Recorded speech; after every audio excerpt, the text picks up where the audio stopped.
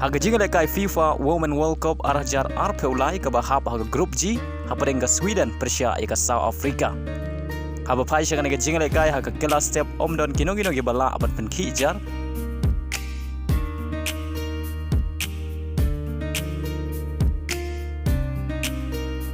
Badai haga kela mit kada haga minit ke ba South Peupra ke South Africa kala yo ban tap ika gol ke badingkong haga ga jingle kai lengba ke Magaya.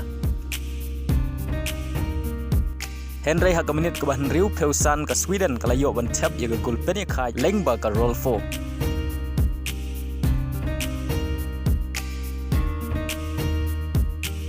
Barswa ban kot gaji ke lekai kata haga minit ke bakhandai peu ke Sweden kala yo ban tap yaga gol pentam lengba ke Amanda. Bad hadu bukut gaji ke lekai ke Sweden kala job ke ar lakaway. Haga jingle kai ke bahap haga group F hapreng ke France Persia yaga Jamaica. Apa phai shakan ke jingle kai baro art lagi kenhun ki klemla ban penki je nadu basdang ke jingle kai hadu bukut jong ke jingle kai wala da togat ne kila Persiang ban penki jar. Henry haga minit ke bakhandai peu plus R ke player jo ke Jamaica kala yo priang yaga red card.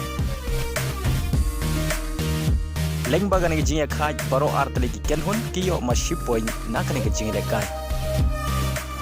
Haga jingle kai ke bahap haga grup E hapreng ke Netherlands Persia ika Portugal. Haba pai shakan ke jingle kai ke Netherlands kali yo ban tap ika gol ke beningkong jong ke jingle kai haga minit ke bakhat lai lengba ke Stephanie.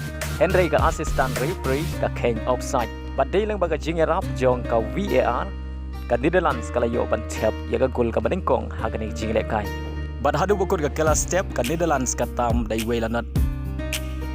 Bad haga kelamin ke jingle kai ke long mari khai haga ba baro art lagi kenhun ki klemla bat penki jar hadu bukut ke kendai per minit.